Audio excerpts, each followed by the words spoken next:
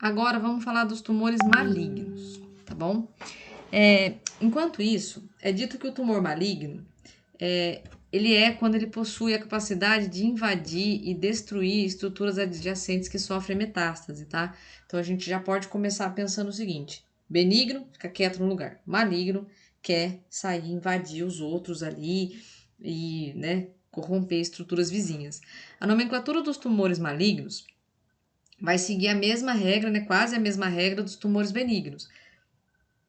No entanto, para os tumores mesenquimais, a gente vai ter o termo sarcoma, por exemplo, fibrosarcoma ou condrosarcoma. Provavelmente vocês já devem ter ouvido esses termos, tá?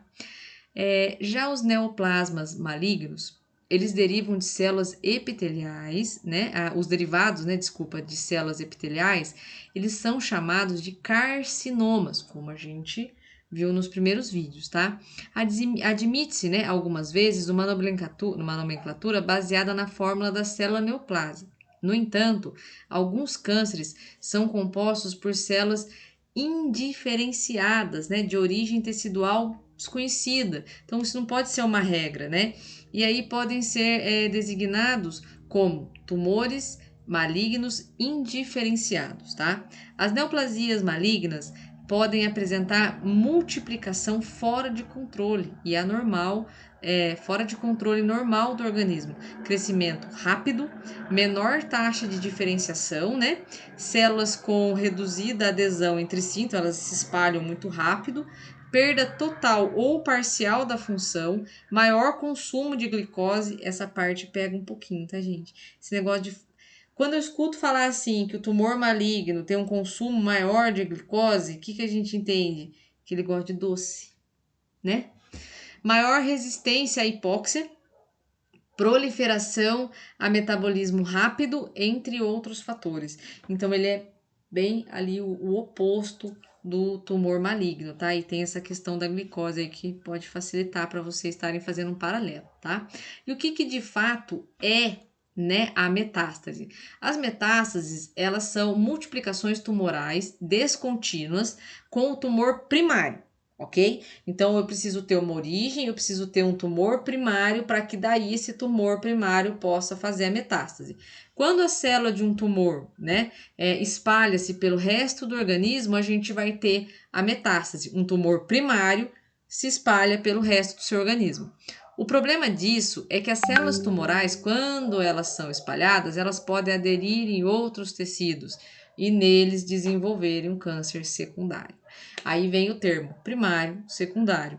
Às vezes a pessoa está sofrendo assim sintomas, né, sinais e sintomas assim horrorosos e o tumor é secundário, nem é o primário. O tumor primário tá lá, tá causando dano, tá, né? E aí o que aconteceu? Muitas vezes o dano do tumor primário não é tão aparente quanto do secundário. Então a gente precisa avaliar isso também, né? Pensar nessa possibilidade também.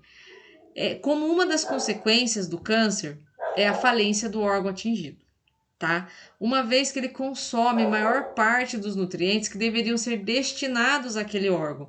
Então, como eu tenho um câncer ali, um tumor que não serve para nada, só para encher o saco, literalmente falando, né? O que vai acontecer? Ele vai estar consumindo nutrientes que deveriam estar indo para aquele órgão, para que aquele órgão conseguisse funcionar adequadamente, tá? Caso as células vão para outros órgãos, elas vão poder causar o quê? Falência de múltiplos órgãos e a morte. Então eu tenho um tumor que está roubando todo o nutriente daquele órgão. Aí, como se não bastasse isso, ele quer ir pro vizinho. Aí, quando chega no vizinho, ele faz a mesma coisa com o vizinho. E aí acaba com a vizinhança inteira. A capacidade de um tumor sofrer essa metástase é a principal forma de diferenciar ele, né, do tumor benigno, que é o que a gente está falando, né, desde o começo desse assunto, tá? Por sua vez, uma vez, né, que o primeiro, de forma alguma, apresenta tal potencial, enquanto apenas algumas secreções e do segundo não provocam metástase, tá? Como, por exemplo, gliomas, carcinomas basocelulares de pele e tudo mais. Todo o restante acaba fazendo isso. Supõe-se que cerca de 30% dos indivíduos recém-diagnosticados com tumores sólidos malignos já apresentam metástase, tá? Então, quer dizer, ele faz essa multiplicação numa velocidade muito rápida, né? E muitas vezes os sinais e os sintomas que fazem com que o indivíduo vá procurar assistência médica, né, não aparecem ou demoram para aparecer. Por isso que, né, é tão fortemente enfatizado a questão dos exames que podem detectar precocemente o aparecimento ou que conseguem detectar precocemente indícios de que ali existe uma célula cancerígena, tá?